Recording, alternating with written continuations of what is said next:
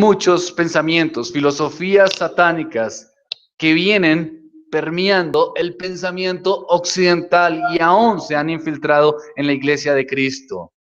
Aún se han infiltrado en los cultos y si no fuese en los cultos, también se ha infiltrado en el pensamiento de todos nosotros. Desde mediados del siglo XX, un desplazamiento notable en la cosmovisión, es decir, en la forma de ver las cosas, nos ha llevado a un nuevo enfoque a la sociedad. Y está creciendo y penetrando. Está haciéndose, digamos, una metamorfosis que pasa de la modernidad a la posmodernidad. Es decir, del pensamiento moderno se pasa al pensamiento posmoderno. La posmodernidad no es solamente algo que uno ve en filosofía o una simple perspectiva intelectual. No. No es una cosa netamente como de la parte académica, sino que eso ya es una expresión cultural, afectando todo: el arte, el teatro, el cine, la literatura.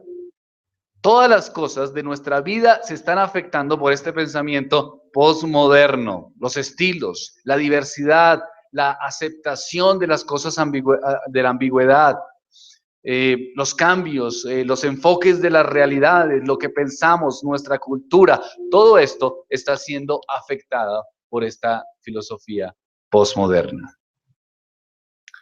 Es nuestro enemigo. Es una filosofía en contra de la verdad, donde todo es relativo, no hay absolutos. La ética es formada según el criterio de cada uno. Si tú te sientes bien con lo que haces, es correcto. No importa que sea Dios el que lo determina, lo correcto o lo incorrecto. Simplemente, si tú te sientes bien con lo que haces, es correcto. La moral religiosa solo es válida en algunos casos. Es decir, si tú sientes bien que siguiendo a Cristo es correcto, pues síguelo y es válido para ti. Juan se encontraba en un mundo donde los hijos de Satanás y el espíritu del anticristo, es decir, todo lo que es contra Dios, estaban tratando de destruir la verdad de Cristo, y los hermanos se opusieron, hicieron resistencia a eso.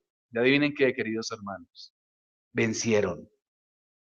Venían las herejías. Recuerdan que la vimos hace como 15 días, todas esas herejías que se estaban dando en los primeros siglos en relación a la deidad de Jesús, a la cómo vivir una vida cristiana. Vinieron todas esas herejías. Los hermanos hicieron resistencia ante eso y vencieron. ¿Cómo sabemos que vencieron los hermanos? Porque estamos aquí reunidos. Seguimos aquí reunidos. La palabra del Señor sigue siendo predicada. La palabra sigue siendo expuesta. Venían las falsas enseñanzas, venían las herejías. Los hermanos quisieron vivir de acuerdo no a los parámetros de su tiempo, de su visión, de los falsos profetas, sino a la luz de ¿quién? De las Escrituras, de Dios. Y eso venció a las herejías de su tiempo. En contraste de estos dos versículos es obvio. Como Padre Espiritual, Juan se dirige tiernamente a estos lectores y les llama queridos hijos. El pronombre vosotros ocupa el primer lugar para darle énfasis en la oración.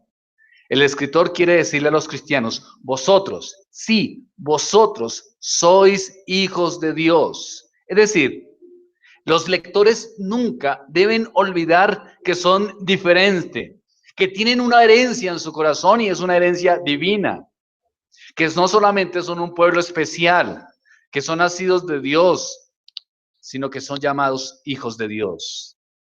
Son diferentes de aquellos que pertenecen al mundo.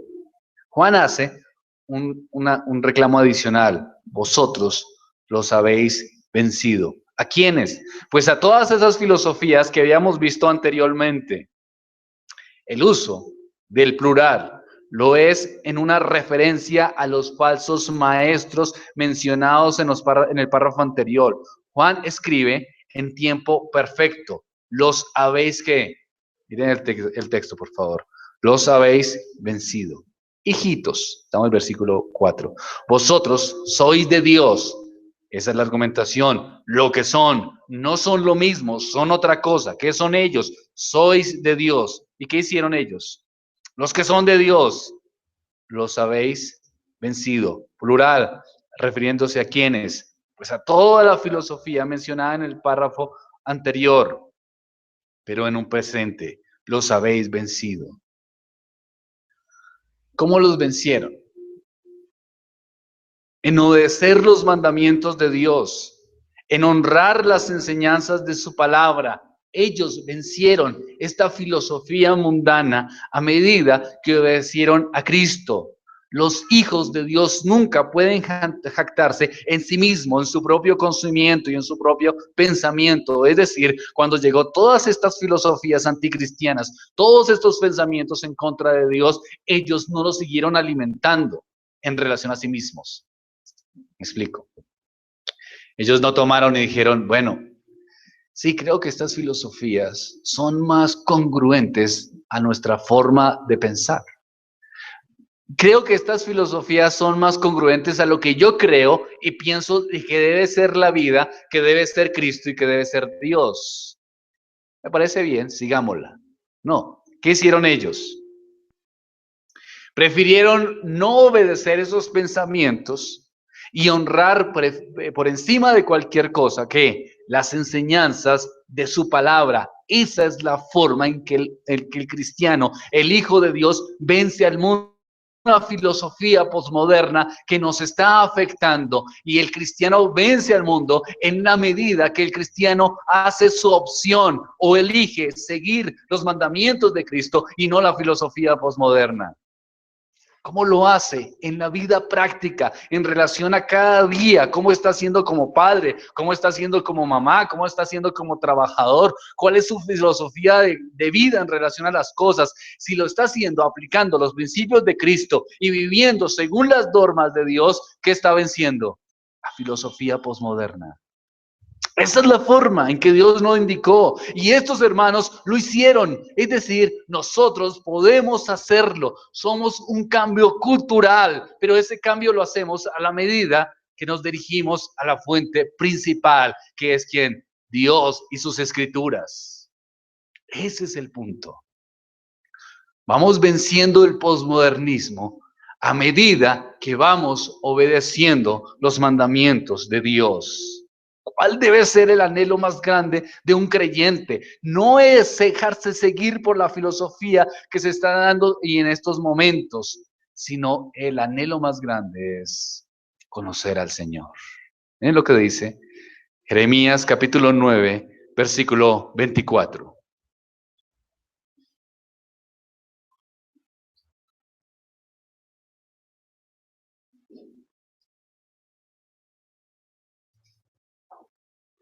Jeremías capítulo 9, versículo 24. Mas alabes en esto el que se hubiere de alabar. 9:24 dice. ¿En qué debe alabarse? ¿Cuál es la mayor honra del ser humano? Claro, en pensar, en que tú puedes pensar como tú quieras, según tu planteamiento, y porque eres una persona totalmente libre y tienes que entender según tus capacidades, en eso es tu gloria, en ti mismo. Según las escrituras, mas alábese en esto el que se hubiere de alabar. En entenderme y conocerme que yo soy Jehová, que hago misericordia, juicio y justicia en la tierra, porque estas cosas quiero, dice Dios. ¿Cuál es la mayor honra del ser humano? ¿Cuál es el mayor propósito del ser humano? ¿Cuál es la única cosa que las escrituras nos dan? Un criterio, pues, de exaltación, en que conozcamos a quién, a Dios. Primera de Corintios, capítulo 1, versículo 31.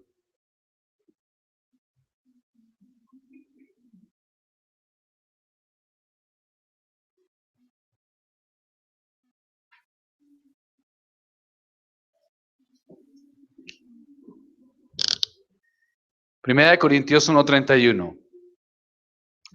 Para que, como está escrito, el que se gloríe,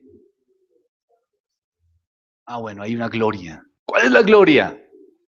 En sí mismo y en sus pensamientos.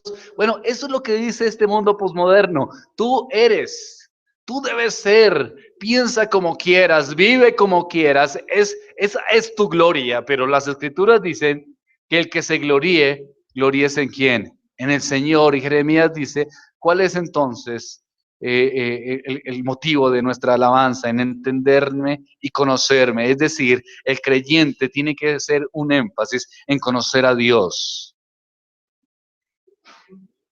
La batalla está presente, queridos hermanos.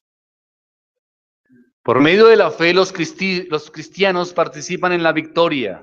Por eso estamos en una situación y hemos vencido al mundo. Estamos venciendo al mundo a medida que obedezcamos al Señor. Juan dice, porque el mayor, el que está en vosotros, que el que está en el mundo. Es decir, Juan tranquiliza a sus oyentes y les dice, no se preocupen, que es mayor Cristo que cualquiera de estos pensamientos. Es mayor Dios, es mayor su gloria, es mayor su poder. Juan también está diciendo en el capítulo 3, versículo 9, todo aquel que es nacido de Dios no practica el pecado, porque la simiente de Dios permanece en él. Yo no puedo pecar porque y no puede pecar porque es nacido de Dios. Hay un poder de Dios sobrenatural que va más allá de todo entendimiento y hace que podamos vencer a este mundo posmoderno. Ellos, dice 1 Juan capítulo 4, versículo 5, ellos son del mundo y por eso hablan del mundo y el mundo los oye. Entonces aquí hay una gran diferencia y aquí entramos un poco, ahora sí, a introducirnos a qué es eso del posmodernismo en explicación práctica. Aquí la palabra mundo del versículo 5 es significativa, puesto que aparece 3 veces en este versículo.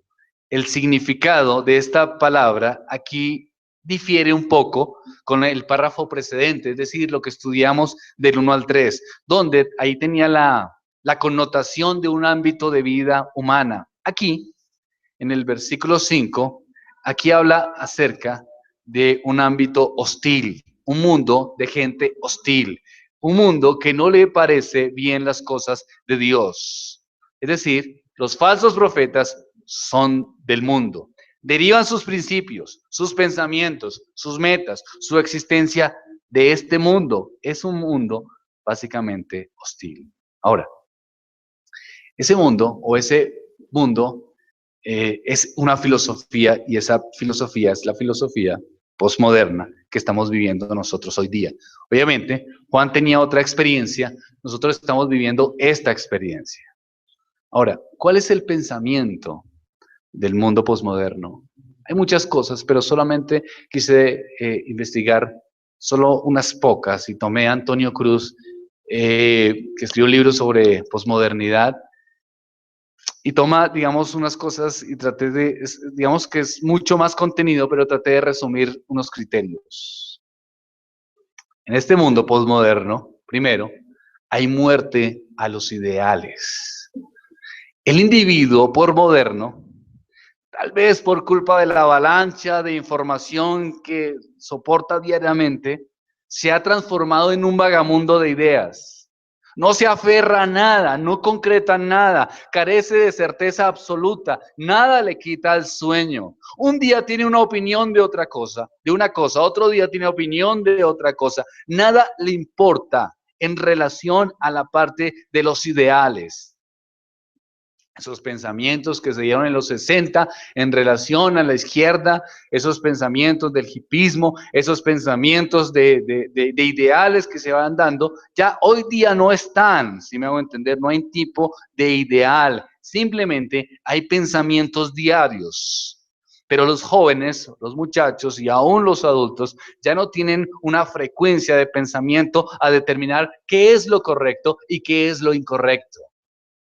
Cuando escuchan las noticias o se les pregunta, ¿qué opina? Por ejemplo, sin definir en este momento algo concreto, sino, ¿qué opina usted, por ejemplo, del proceso de paz? Sí, no, eso es malo. ¿Por qué? Porque es malo. No, eso es bueno. ¿Por qué? Porque es bueno.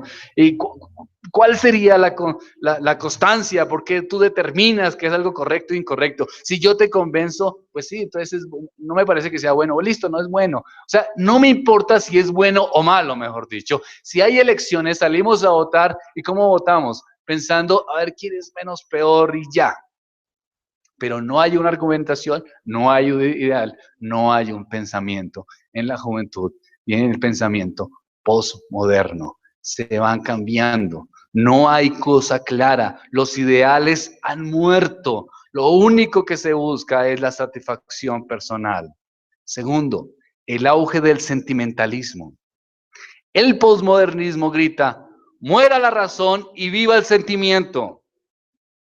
El individuo contemporáneo valora más las emociones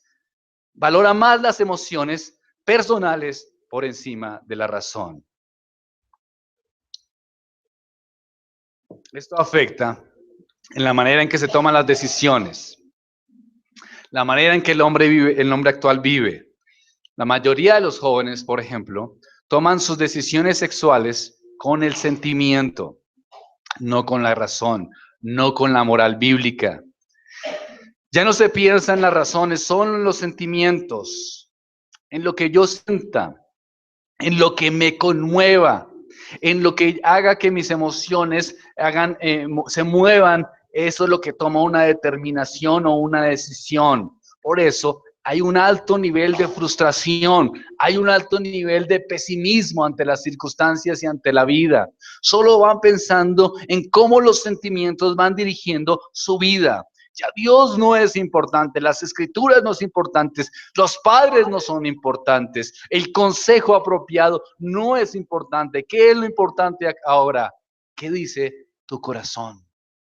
¿A dónde te lleva tu corazón? Tus emociones, ¿qué te dicen? Si dicen que es, entonces hazlo, lucha por ellos, vive por ellos. No, pero ¿qué tal que estén equivocados? No piensa en eso, solamente piensa en que dice que tu corazón, sé libre, sé libre. Y por general, la libertad afecta, o en su interpretación, afecta a los que están con ellos, ¿no? En relación a los que viven, a los que tienen que soportar ciertas responsabilidades. Un adolescente puede manifestar que es libre y hacer lo que quiera, pero vive en una casa con que tiene unos padres y esos padres son los que les sustentan la universidad, les pagan todo y así mismo dicen que son libres. No son libres realmente, pero quieren más bien vivir bajo sus propios criterios del